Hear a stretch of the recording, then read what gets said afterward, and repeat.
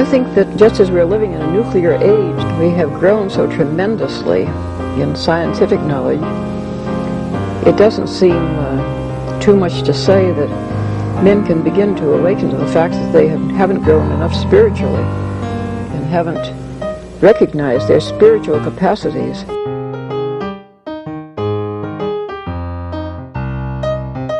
Once something like eating is death, then you've struck at the very heart of life.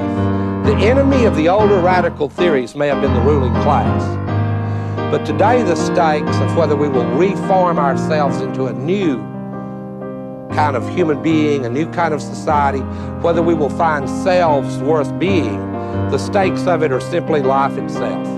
And so the challenge, or Barry's challenge that he's going to tackle with this, the remainder of this essay, is that he's not anti-knowledge. He's not a Luddite. He is anti the idolatry of knowledge.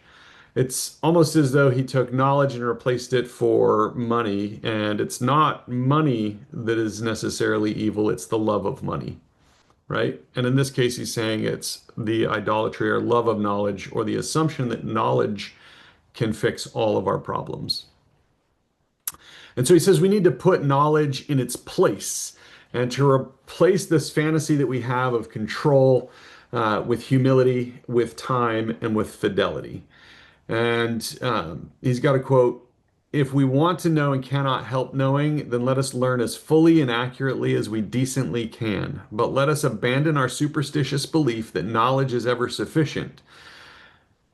In that, he's preparing us for the next step, which is an alternative way of knowing and committing, and not through information, but through love and discipline and time. And that's where the marriage analogy is going to come in. So, love and discipline. So he turns to affection and how love and discipline can create a form of knowledge that ultimately sustains our culture. He's going to give the example through marriage and farming, but it holds throughout. So he told us what won't save us, that knowledge creates bigger and badder problems for tomorrow's us to solve. That data expertise and speed are all fleeting and give us a false sense of security. And then he goes after this idea of informed decisions. He says, "The informed decision, I suggest, is as fantastical a creature as the disinterested third party and the objective observer. Or it is if by informed we mean supported by sufficient information. A great deal of our public life, and certainly the most expensive part of it, rests on the assumed possibility of decisions so informed. Examination of private life, however, affords no comfort whatsoever to that assumption. It is simply true that we do not and cannot know enough to make any important decision. Of this dilemma, we can take marriage as an instance, for as a condition, marriage reveals the insufficiency of knowledge, and as an institution, it suggests the possibility that decisions can be informed in another way that is sufficient or approximately so. I take it as an axiom that one cannot know enough to get married any more than one can predict a surprise. The only people who possess information sufficient to their vows are widows and widowers who do not know enough to remarry." And what he's talking about here is that it doesn't matter how in love we feel in the moment, we cannot possibly have enough information to make an informed decision about, will this person remain faithful? Will this person remain healthy? Will this person continue to treat me the way they've been treating me? Will this person all of these will this persons, all of the many reasons that we see divorce happening, especially in the Western world, or failed homes and whatnot. All of those things are impossible to know ahead of time. It takes that leap of faith, and this is where he starts talking about the kind of information that we gather through love and time. Um, every covenant that we make, whether that's marriage or even just a promise to a child about a birthday present or something like that, it begins in ignorance. I talked about marriage in the example of promising a child a birthday present or a trip someplace. You don't know if you're going to survive long enough to fulfill that. You don't know if you're going to have a job and the economic means to fulfill that in the future. We operate on the assumption that we will, but ultimately, there is faith in a lot that rides on every promise that we make.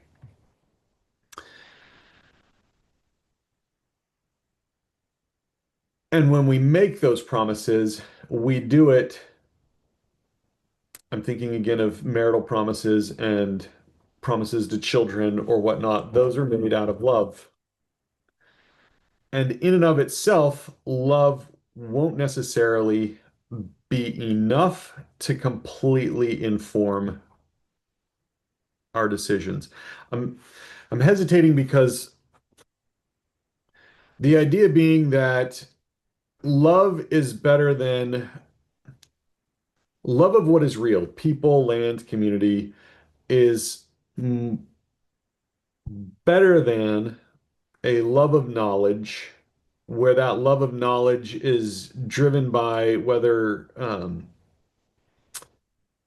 explicitly, implicitly, known or unknown, by a desire for control. And that doesn't necessarily mean control over other people, but it could mean control, trying to control our futures, our destinies, our fates, which really we have no control over. And any thought of having a control over it is fleeting or unsupported. Um, but that when we love something, we will give it more attention. And in giving it more attention, we're able to discern more of its needs, more of our own relationship to it. And that love begins to inform what the next act needs to be. If you've ever been in a long-term relationship, you know that some days your other half might wake up in a bad mood, and they may not say I'm in a bad mood. They may not tell you why they're in a bad mood, but it might be a good day to get up and take the initiative to make breakfast or something like that. And it's something that we learn over time that to respond to through the experience of responding to it wrongly in the past. I know in the past, I've probably poked at a few hornet's nests in my own marriage, and through that poking at hornet's nests, have learned which ones to avoid and which ones I can get away with, and which ones are best not tested in the first place. But it's only through that time and attention that comes through love.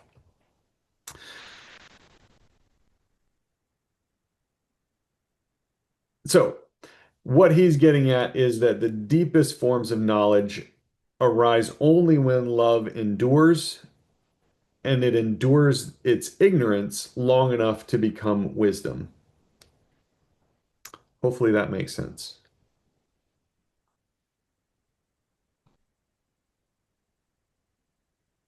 Has anybody been involved in something, and marriage doesn't count because we're that was the example here, but long enough for your understanding of your relationship to that thing or whatever it is to have changed substantially?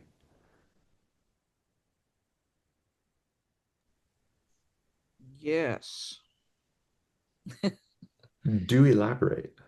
Um, the JP2 farm Okay. and collaboration with the folks at the JP2 farm definitely has evolved over time.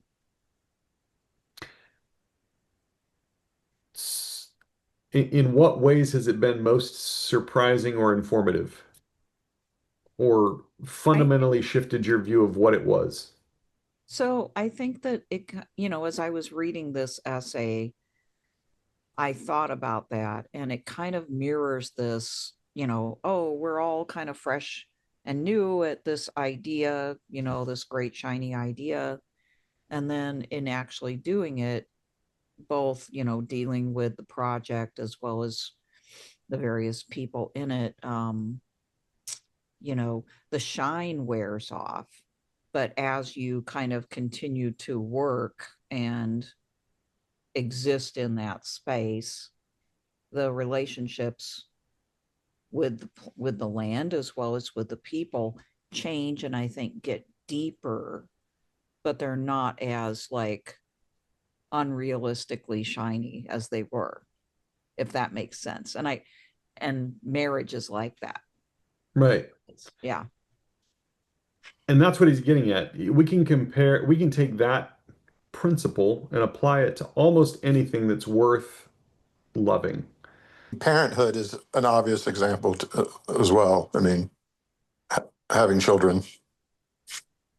I completely agree. You're flooded with these, let's say, hormones at childbirth that really solidifies the attachment that you feel to your child. But the reality is, you get a few nights of no sleep, and it's really hard to understand why you thought it was such a good idea to have a kid. And then fast forward 13, 14, 15 years, and that kid starts really independence seeking, and you're again questioning your sanity and your decisions. But through all of that, you're learning how to be a better parent, how to be a better role model, how to be more patient, and all of those things. And I believe that it's through enduring the hardships that the love and appreciation that you have for that child really becomes more real and I don't want to use the word solid again, but solid and um, defensible is more than just a rush of hormones that forms that initial attachment, as in a marriage. So Barry's going to take this example and now bring it back to the land. And it's kind of interesting because he acknowledges that oh, sorry, the relationship, that all of the things that we experience in adapting to a marital relationship, we, in a sense, experience the same things in adapting to, learning about, and becoming a part of a land, a place. And he's using agriculture to bring that out. I should be looking at the chats too.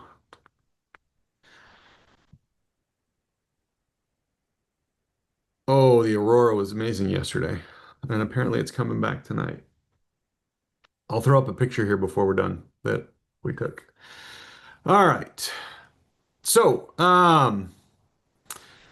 so he's establishing this philosophy of knowledge at the beginning, and then he's going to kind of shift that and into a philosophy of work where time and attention becomes the teacher and community becomes the fruit or yeah, the fruit. So if love, rightly formed, demands discipline and humility, then having a real and abiding relationship with land is also going to demand discipline and humility. And so he's going to start with this idea of a derelict piece of hillside land that when going to open it up, how are you going to go about that? We're not going to start by just throwing a bunch of chemicals on it and planting it and assume that everything's going to grow, which is more or less the formulaic nature of most of our agriculture these days. Um, Instead, you're going to spend probably a full year of doing things like amending it with organic material. You're going to maybe terrace some portions of it that are too steep to properly work, meaning plant, harvest, and do anything else that you need to do on it. The terraces might help prevent losing all the soil to erosion. Um, Observing it over that year to determine where are the spots that water doesn't seem to be making it and making sure that those are adjusted because just looking at the lay of the land is often not enough. We know how water moves on the surface, but what happens if the water just drops out from under the surface or refuses to sink into the surface? Those are all going to have different impacts on the way you have to manage it. And it's not as simple as just dragging a plow through it and planting and adding some chemical and assuming that it's all going to work out well. Um, And then he asks, what does good human use look like over time? And what kind of culture does that sustain? Um, and so, as that newfound farmer, the farmer that's opening up that new piece of land, she's going to walk over that and as they're walking over it, they're going to be taking an inventory. Good, bad, or otherwise, I would hope that every farmer is at least walking over the land that they're about to farm, regardless of how they're going to actually farm it. Because, I mean, that half to three-quarters of $1 million combine going over the wrong terrain is going to be a pretty big owie to the budget and the pride. And so walking the property seems to be a bare minimum. But as you're doing it, what are the kinds of things that are going through your mind? You might be looking at the potential. If it's going to be a diversified farm, maybe you're thinking in this spot, if I build up a little check dam, I can have a pond. Over here, it looks like it would probably be good for not much else than pasture, and maybe only pasture for goats if it's too steep.